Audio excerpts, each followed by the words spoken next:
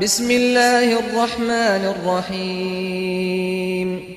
هل أتى على الإنسان حين من الدهر لم يكن شيئا مذكورا إنا خلقنا الإنسان من نطفة أمشاج نبتليه فجعلناه سميعا بصيرا إنا هديناه السبيل إما شاكرا وإما كفورا إنا أعتدنا للكافرين سلاسل وأغلالا وسعيرا إن الأبرار يشربون من كأس كان مزاجها كافورا عينا يشرب بها عباد الله يفجرونها تفجيرا يوفون بالنذر ويخافون يوما كان شره مستطيرا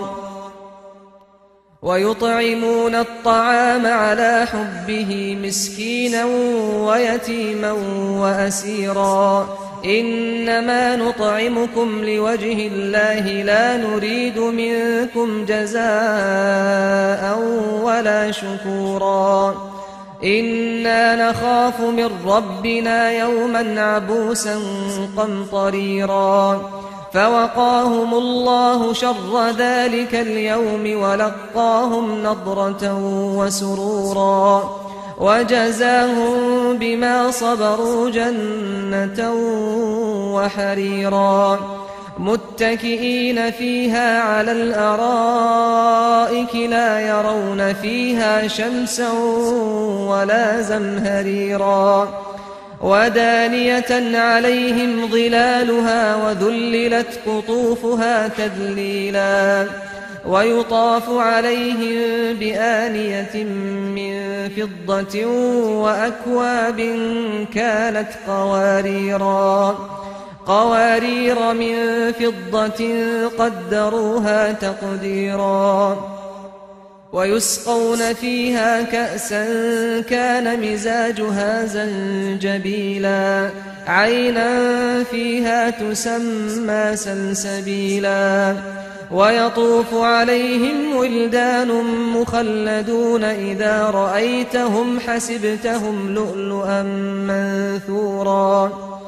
وإذا رأيت ثم رأيت نعيما وملكا كبيرا عاليهم ثياب سندس خضر واستبرق وحلوا أساور من فضة وسقاهم ربهم شرابا طهورا إن هذا كان لكم جزاء وكان سعيكم مشكورا إنا نحن نزلنا عليك القرآن تنزيلا فاصبر لحكم ربك ولا تطع منهم آثما أو كفورا